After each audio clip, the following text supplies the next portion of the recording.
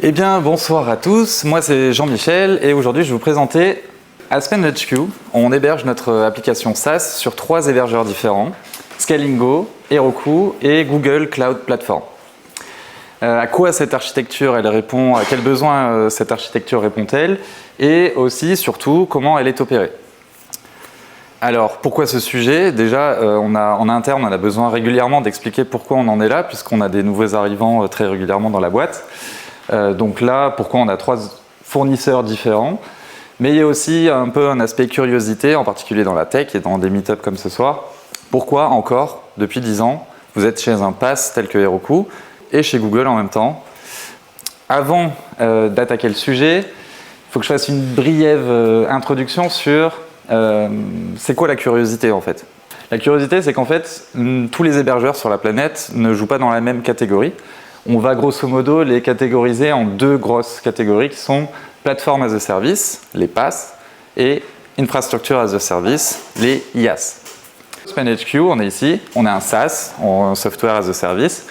On vend notre solution à nos clients et elle est hébergée soit chez 2 PaaS, qui sont Heroku et Scalingo, soit chez un IaaS ou un Almost IaaS, enfin IaaS simplifié, qui s'appelle Google. N'est-ce pas curieux? Je vais tenter de vous expliquer pourquoi. Et pourquoi c'est curieux, et en fait c'est pas que de la curiosité, c'est que derrière aussi on dit souvent les PaaS sont plus coûteux, ont moins de fonctionnalités, puisque en réalité ce que vous voyez c'est que Heroku repose sur AWS. Ça veut dire que Heroku ne fait que revendre des serveurs AWS, simplement ils ont une surcouche logicielle de simplification, etc. Et donc forcément c'est plus cher. Mais bon, on va voir. Peut-être pas tant que ça. Alors, avant, qui sommes-nous? Aspen HQ, c'est 2 produits SaaS, Spend Intelligence, qu'on va appeler SI, et Procurement Performance Management, que je vais simplifier en PPM, qui est historiquement le logiciel qui a été développé à Lyon par les développeurs.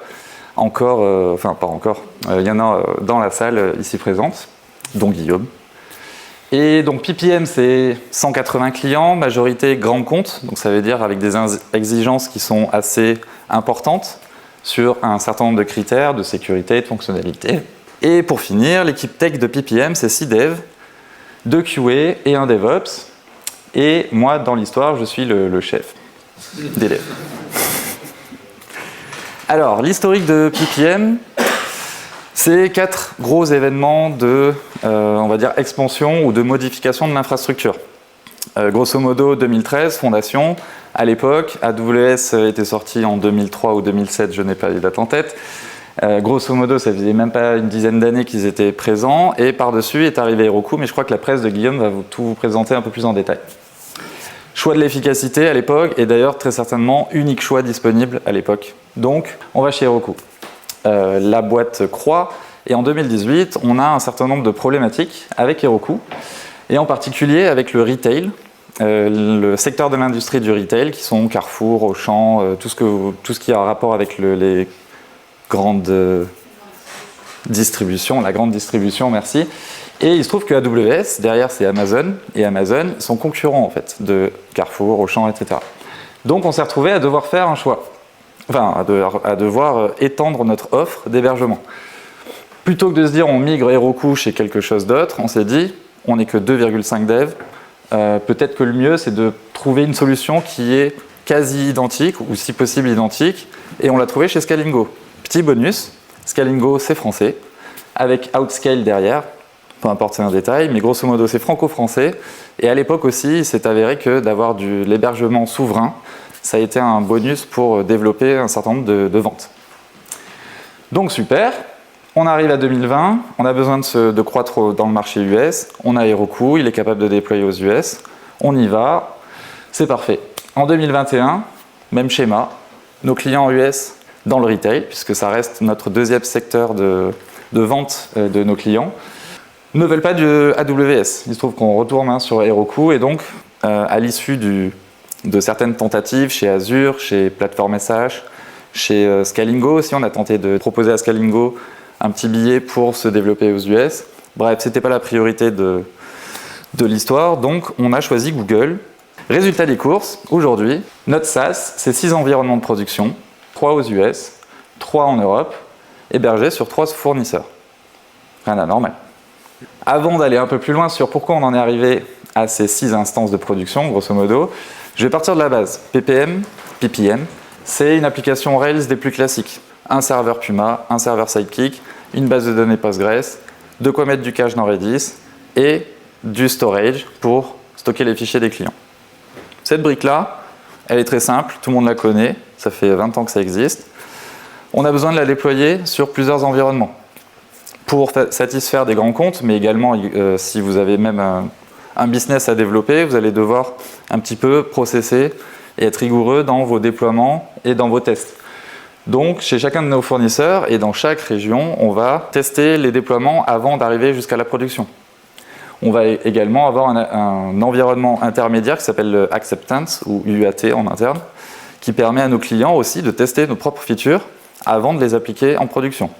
Donc là déjà, on a cette brique, ces environnements qu'on appelle en français DTAP, en anglais plutôt, Development, Test, Acceptance, Production.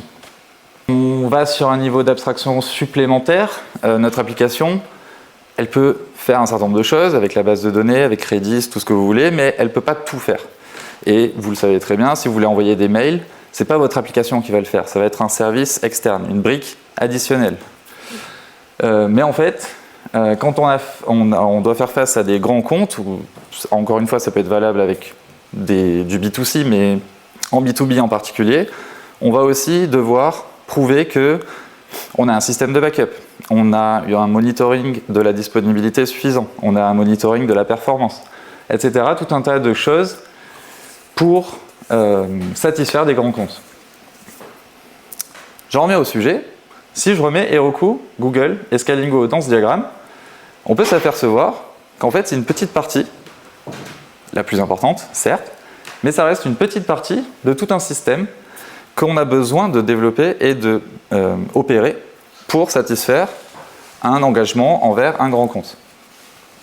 Et grosso modo, ce qu'il faut voir aussi, c'est que c'est certes c'est non seulement une petite partie, mais même si vous êtes hébergé que chez l'un d'entre eux, vous avez besoin de développer toutes ces briques.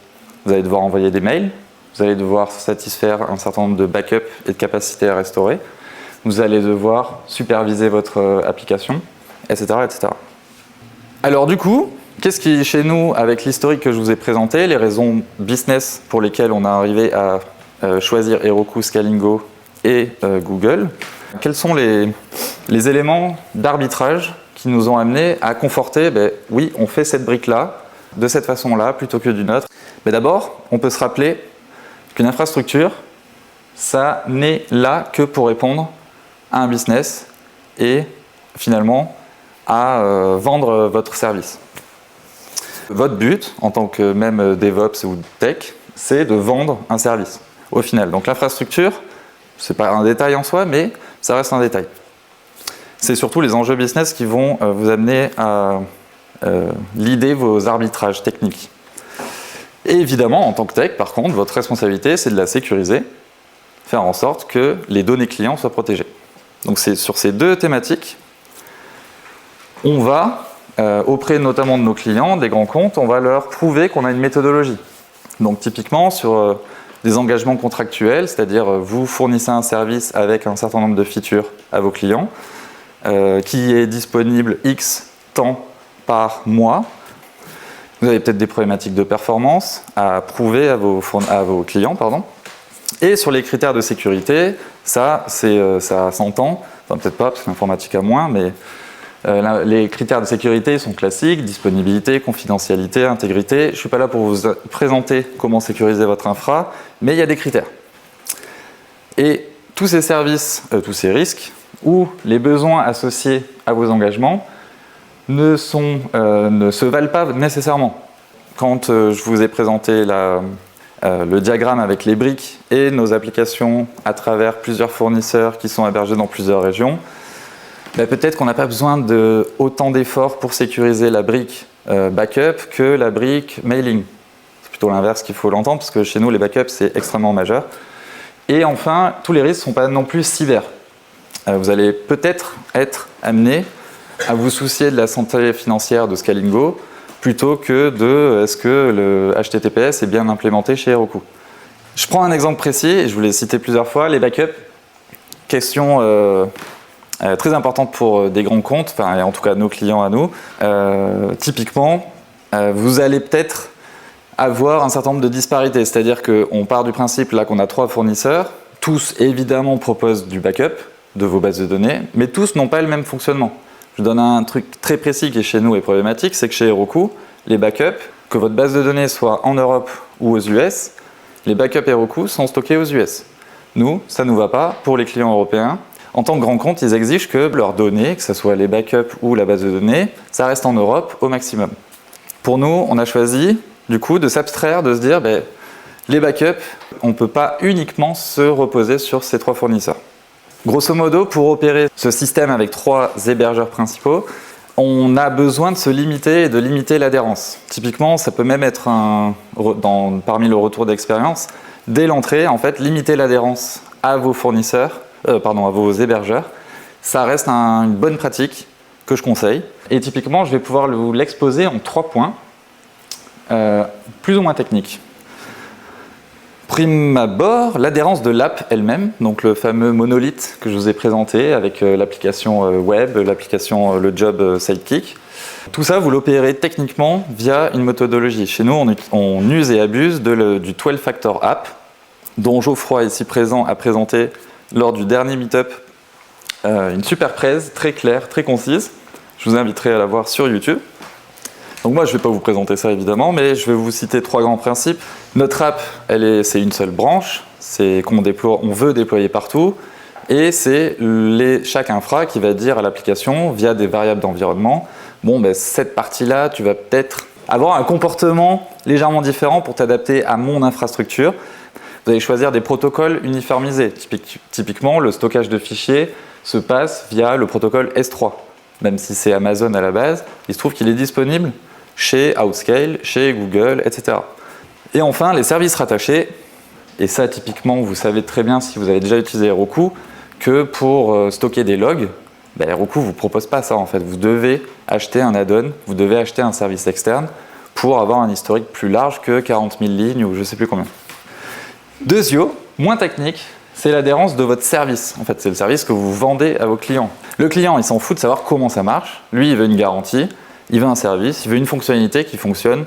On va avoir tendance à rechercher un engagement contractuel qu'on est capable de délivrer chez tous nos clients. Donc, on va limiter les différences. Pourquoi déjà? C'est pour faciliter vos opérations internes. Ça serait insupportable qu'un sales ait à expliquer pourquoi chez Google, il aura droit à des backups 2 fois par jour, alors que chez Heroku, ça sera aux US, il n'en aura qu'un par jour. Tout ça, c'est impossible. Donc, ça, on ne va pas le vendre. On ne va pas vendre chez Google, vous avez plus. Non. On va vendre le minimum.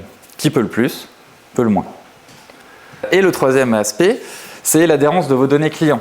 J'ai fini par celui-là, mais ça reste l'élément majeur de tout business, c'est de protéger vos données et protéger celles de vos clients. Donc, déjà, de base, l'importance de séparer les données des clients, chez les grands comptes, c'est quasiment une exigence. Ils ne vont pas souhaiter que vous fassiez un usage agrégé de plusieurs clients. Ça reste un enjeu important. Partant de ça, avoir la capacité de répliquer, de restaurer ou de supprimer tel ou tel client parmi cet environnement de multi-cloud et de façon sécurisée, c'est extrêmement important. Donc typiquement, répliquer, ça veut dire, tout à l'heure je vous ai présenté qu'on a un environnement d'acceptance, un environnement de production. Par client, à la demande, on va pouvoir restaurer une production dans leur environnement de test pour qu'ils puissent tester une nouvelle configuration qu'ils veulent implémenter 3 mois plus tard pour tous leurs utilisateurs. C'est possible de le faire par client, tout en garantissant l'intégrité, la disponibilité des données des autres clients.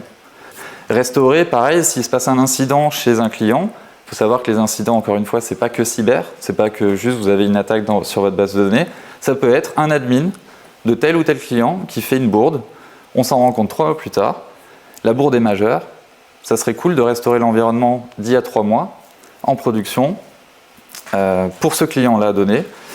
Et donc, nous, chez nous, on va être capable d'aller prendre le backup de ce client il y a 3 mois, le restaurer sans impacter les uns les autres. Et enfin, supprimer, ça c'est un enjeu majeur, c'est le principal vraiment, parce que c'est pas de la fonctionnalité, c'est si un client quitte le périmètre de nos clients, c'est-à-dire la fin d'un contrat, on s'engage à supprimer définitivement ces données. Et ça, c'est possible que si vous avez vraiment une brique client isolée. Et si je le remets dans son contexte de notre système en briques, on peut tout à fait abstraire nos fournisseurs d'hébergement principaux. C'est-à-dire qu'un tenant, un client numéro 1, on peut le déplacer au sein d'un même fournisseur, mais on peut aussi, à ISO fonctionnalité, le déplacer sur d'autres fournisseurs. Et ça, c'est, à mon sens, avec notre expérience, le point majeur et le point de souplesse que je conseille de penser si vous êtes dans ce genre de problématique. Alors la question du pass, qui était un petit peu la curiosité que j'avais en tête, est-ce que c'est un choix éphémère? C'est-à-dire est-ce qu'on aurait dû quitter Heroku à l'époque, ou je ne sais pas, à partir d'un certain nombre d'événements, est-ce qu'on devrait le quitter pour quelque chose d'un peu plus, on va dire, configurable, plus gros, un IaaS comme Google qui permet effectivement de faire beaucoup plus de choses, qui a plus de data centers pour être chez Google et héberger en France, aux US, etc. Ça, c'est possible en fait. Il se trouve que nous, on a fait le choix de rester. Pourquoi? Parce que en fait, le pass Heroku ou le pass Scalingo, quelle part il représente dans cette complexité que je vous ai présentée? Il est peut-être infime, il est peut-être majeur. Chez nous, il est acceptable. La complexité et le coût, grosso modo, en termes de bases de données qui sont chez Heroku ou chez Google, en réalité, les coûts sont similaires. En particulier parce que chez Google, il y a des coûts cachés. Je ne vais pas vous expliquer, mais grosso modo, on pourra en parler en bas avec une bière. On s'y retrouve largement, et surtout, à quoi bon changer si les besoins n'ont pas évolué? Et donc, est-ce qu'on va évoluer? Évidemment qu'on ne va pas se l'empêcher, ça sera possible. En particulier, depuis qu'on a eu l'acquisition par les Américains qui s'appelle le SpanHQ. Avant, pour l'anecdote, on s'appelait Per Angusta, on s'appelle maintenant SpanHQ. On aura peut-être besoin de mettre en place des synergies avec l'autre SaaS, qui lui est hébergé, qui n'est pas en Ruby d'ailleurs, qui est dans une autre technologie. On aura quand même besoin peut-être de synergies, soit pour les coûts, soit pour les features, soit pour la sécurité. Mais en tout cas, ce que je veux vous dire, c'est que ce ne sera jamais, et je ne le crois pas, on ne le croit pas chez nous, que ce soit une question tech en fait. La question c'est, est-ce qu'il y a un enjeu métier, un enjeu business, pardon, va vous inviter à faire évoluer une infra qui marche très bien et qui en plus, dont les coûts sont maîtrisés.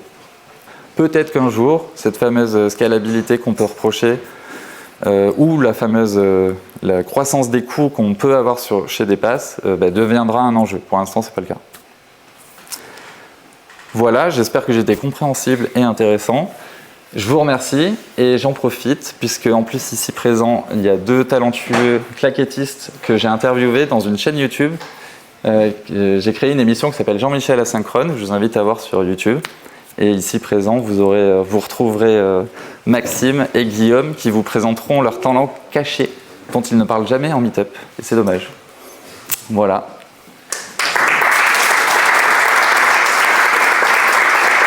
Comment t'as su que les backups sur Heroku n'étaient pas stockés dans le même data center que ton repo? Parce que j'étais pas au courant de ça en fait, j'avais aucune idée. C'est dans une réponse à un ticket de support qui a été mis public par Heroku. Ok. Même si tu prends une zone Europe, c'est stocké. Grosso modo, chez Heroku en standard, c'est notre cas, il y a Europe et US. Ouais, c'est ça. Et donc tout est stocké en US. Je ne sais pas pour les private spaces, où là tu as 5 régions, dont l'Allemagne ou quelque chose comme ça. Là, dans ce cadre-là, je ne sais pas comment ça se passe pour être honnête. Si vous avez des features qui sont spécifiques à un marché, par exemple, chez Plon, on a des services spécifiques pour effacer les données personnelles en fonction des législations. Par exemple, respecter la législation française par rapport à ce qu'il y a aux US. Est-ce que vous déployez les 2 features sur tous les environnements de production ou comment vous faites? C'est des services carrément qui vont devoir vous donner? Alors cette feature-là en particulier, sauf si je me trompe sur la compréhension, elle serait développée dans l'application elle-même. Et on choisit d'utiliser selon le marché. Ouais, exactement, ouais. Oui. Est-ce que vous continuez à benchmarker, à monitorer un peu les différents fournisseurs, notamment au niveau de localisation? Parce que je me rappelle qu'il y avait un enjeu sur... il y a des gens qui veulent que ce soit en Allemagne, d'autres qui veulent que ce soit en France. Azure était bon à l'époque là-dessus, très localisé. on pouvait vraiment choisir l'hébergement précis. Est-ce qu'aujourd'hui, ce problème se pose toujours? Est-ce que les autres ont évolué? GCP a peut-être largement autant de serveurs maintenant et localisation? Grosso modo, là, à ce stade, on a couvert, j'ai pas de pourcentage réel, mais on a couvert au moins 99% de nos besoins. Tu l'as vu, c'est récent qu'on est aux US finalement, enfin 2020, ça fait quand même déjà 3 ans, mais avec Google, on a le nom AWS aux US. Il y a tellement de choses déjà à faire avec ce qu'on propose qu'aujourd'hui on refuse. On a des demandes pour la Suisse en particulier, l'Allemagne évidemment, mais moins poussif tant que ça, enfin moins poussif que la Suisse par exemple. Enfin c'est pas étonnant en même temps, mais voilà. On aurait vraiment adoré que Scalingo soit aux US, parce qu'on aurait eu juste 2 passes et j'aurais pas fait de meet-up. C'est bon ?